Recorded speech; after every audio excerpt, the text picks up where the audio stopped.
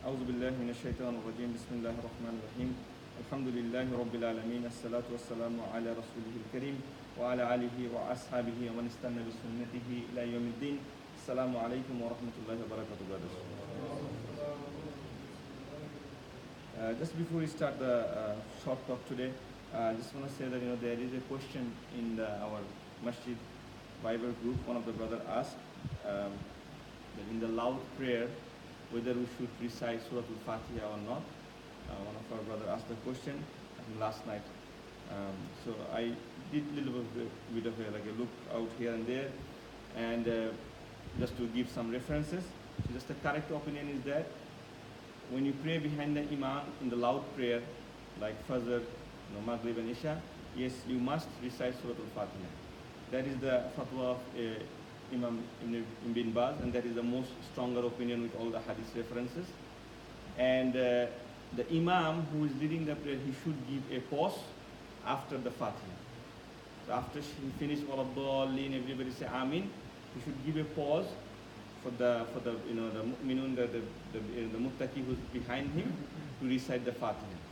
If he doesn't give any pause, especially the Hanafi school of thoughts, they say that the hadith is that if Imam recites, that is enough, because that's another hadith from Prophet ﷺ, that if whatever Imam is reciting, that is enough for your recitation. But that hadith is daif, number one.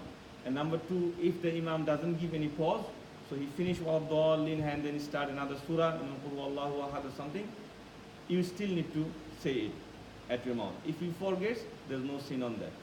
Now for Imam to give pause or not to give pause, there is no authentic hadith in relation to that.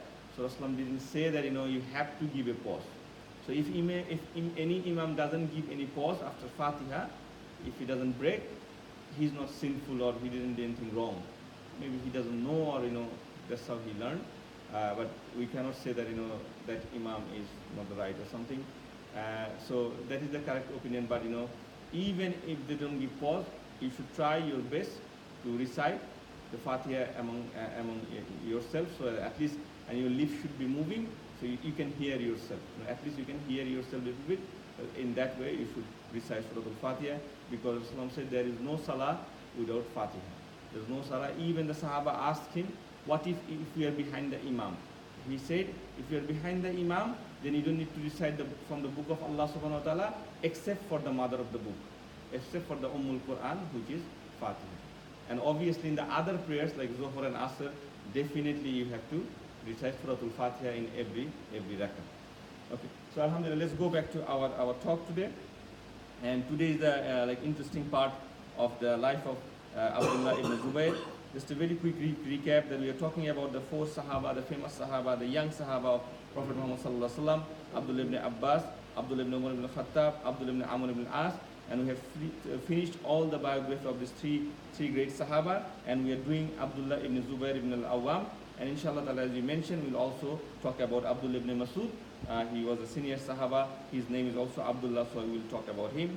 And in talking about them, we talk about their family and their background, their interaction with Rasulullah, their special blessings that Rasulullah told them about, and also their personal life, their trial and situation, their struggles, and their Islam. So for Abdullah ibn Zubayr, he is the son of Zubayr. We talked about these things already. So just a very quick recap that his full name is this. He was related to Abu Bakr. Obviously Abu Bakr was his grandfather. Sophia, the aunt of Rasulullah, was her grandmother, and also Khadija is related to her. And how we talked about a little bit about Sophia bint Abdul Muttalib. We talked about his father Abdullah ibn Zubayr, and also we talked about his mother Asma bint Abi Bakr, the daughter of Abu Bakr radhiyallahu anhu.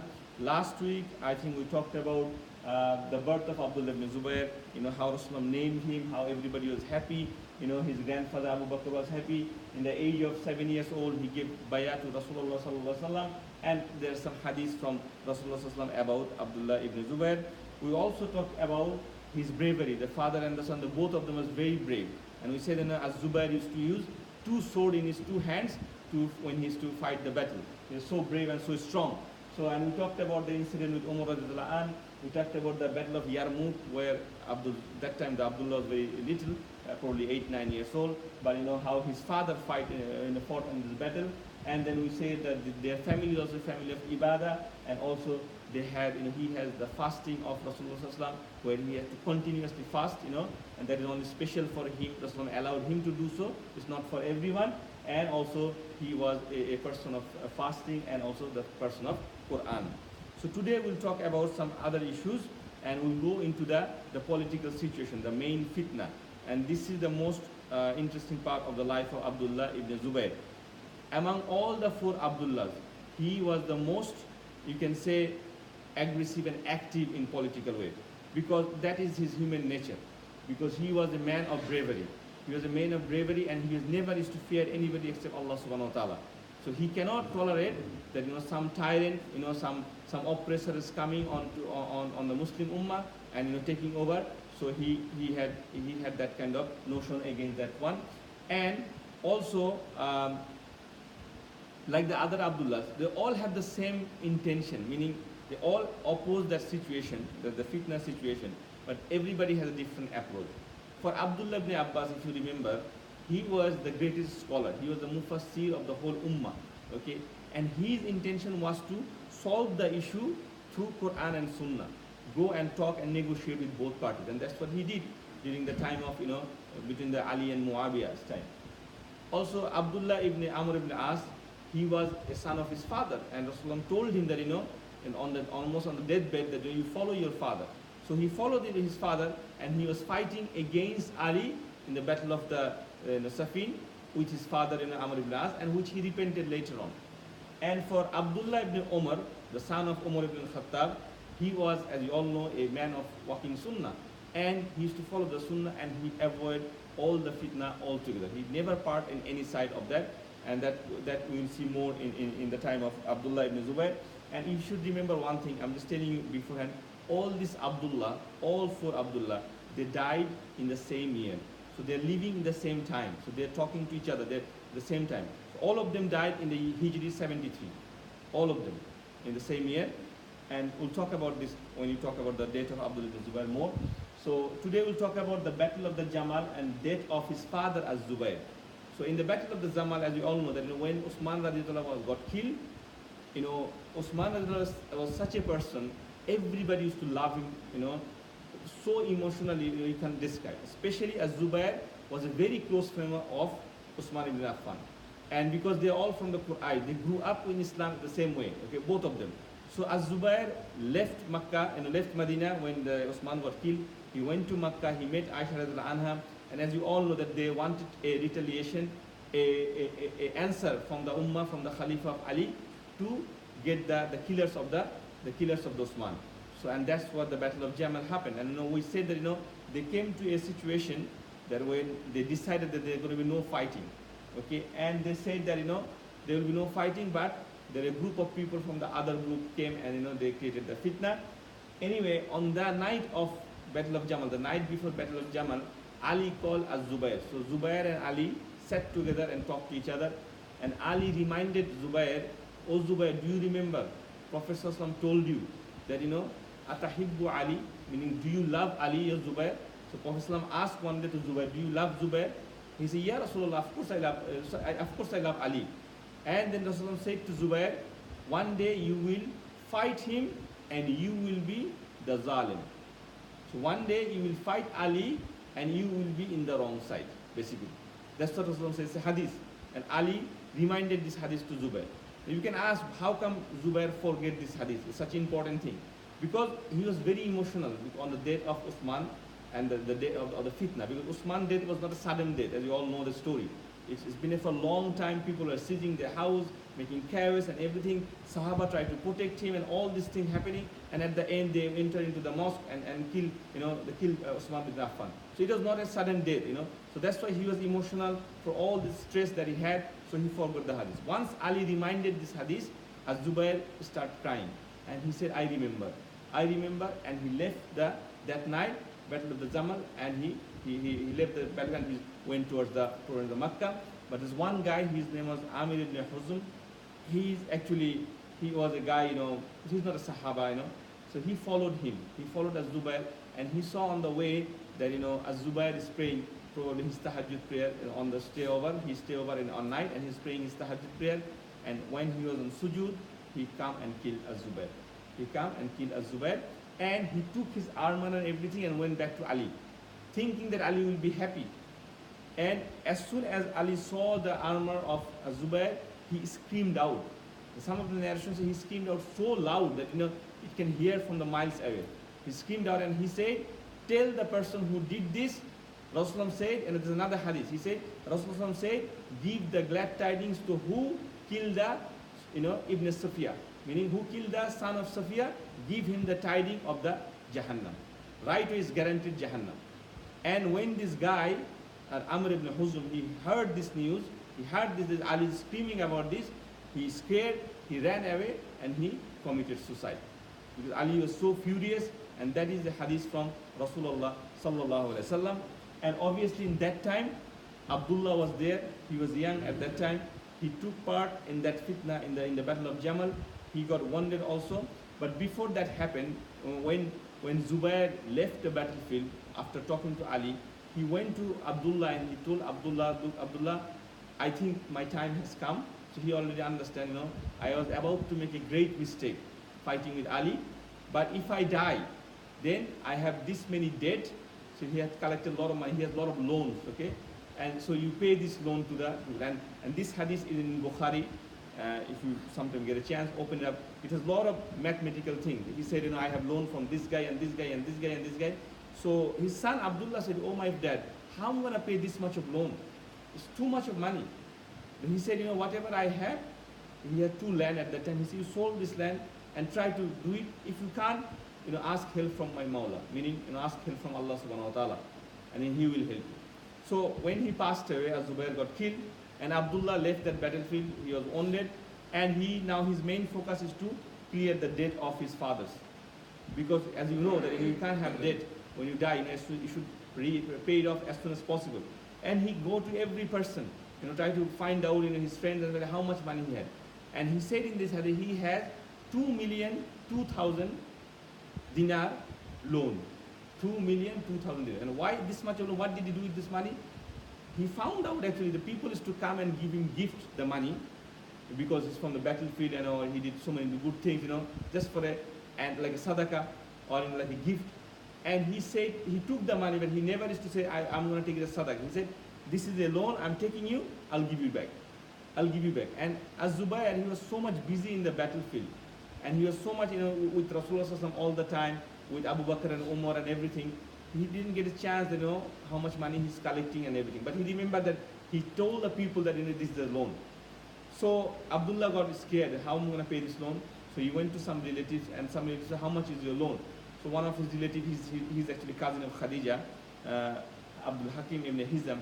He said, "How much is your loan? 100,000 or something?" He said, "No, it's 2 million something." So he said, "Okay, let's sell your property and let's do an auction, of the land and see how much money we get." And one of the land, because it's the land of Az-Zubair, it got sold in 1,400,000. One land. And they pay off almost half of the loan. And then he found out actually that his father, Az-Zubair, got a lot of ganima in the battlefield. And he didn't even care about this ganima. And he found out he had 11 houses in Makkah and Medina.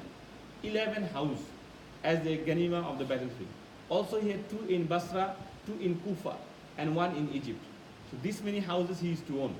So Alhamdulillah, he tried to gather all the houses and all the properties, and he sold them, and he paid off. And according to the will, he gives some to all the sons of Az-Zubair, so all his brothers, and also Az-Zubair said, for his grandkids, meaning the sons of Abdullah ibn Zubair, he gives something for them also.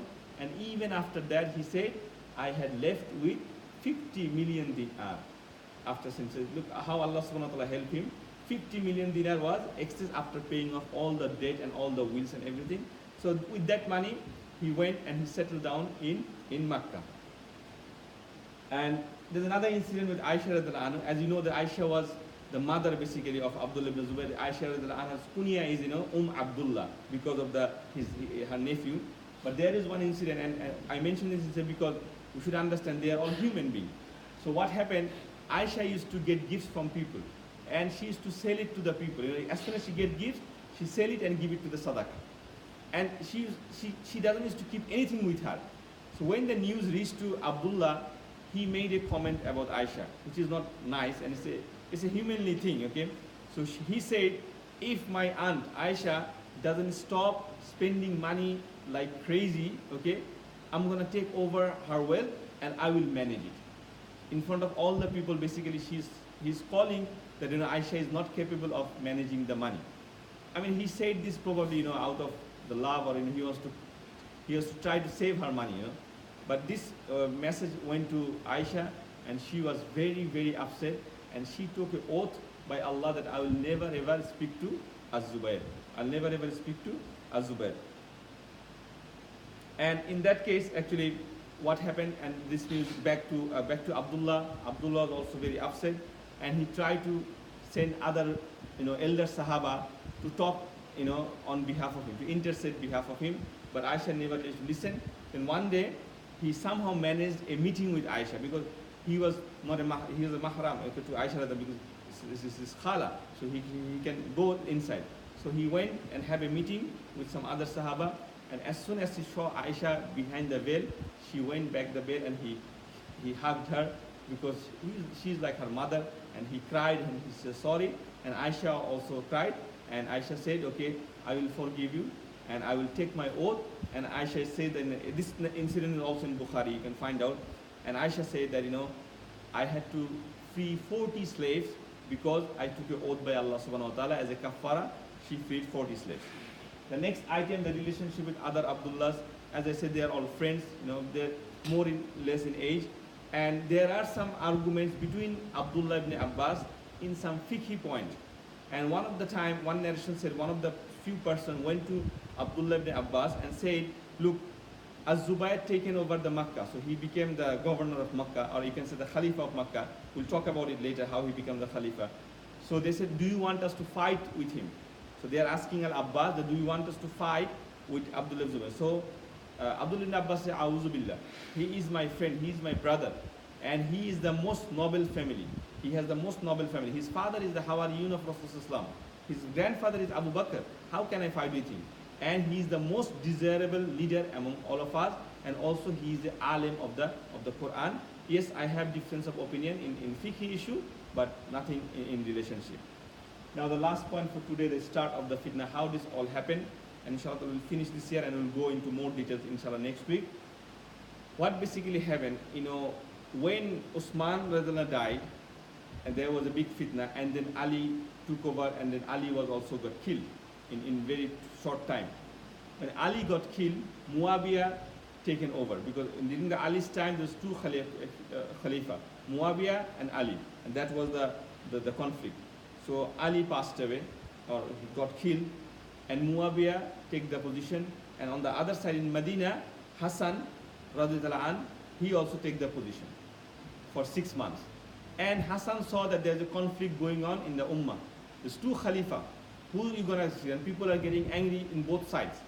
So Hassan, being the Sayyid of the leader, as Rasulullah mentioned and predicted in a hadith, one day he took Hassan in his lap and he said, this son of mine, because they call grandson as a son, is mine, will be a Sayyid, a leader, and he will reconcile among the Ummah.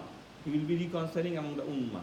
So Hassan, he wrote a letter to Muawiyah saying that I am getting down of the Khilafah, you will be the Khalifa for the Ummah, I don't want any more fitna, but with one condition. And the condition was, if you die before I die, then I will be the Khalifa. And Muawiyah agreed to that. If Hassan lived more than Muawiyah, Hassan will be taking charge of that. So that was the condition. And after that time, the next 9 years, Hassan didn't die. So he lived for another 9 years. And if Muawiyah, he was a Sahaba too, and if he had any evil intention, he could have killed Hassan, because just to clear his path. But he also waited, whatever is Allah's qadr, whoever will die first, he'll take the charge. And Hassan lived for 9 years, and in these 9 years, Islam progressed massively. Because when the fitna of Osman happened, the Ummah was stopped, because they're all concentrated in Makkah and Medina about the fitna. Nothing happened, even the time of Ali.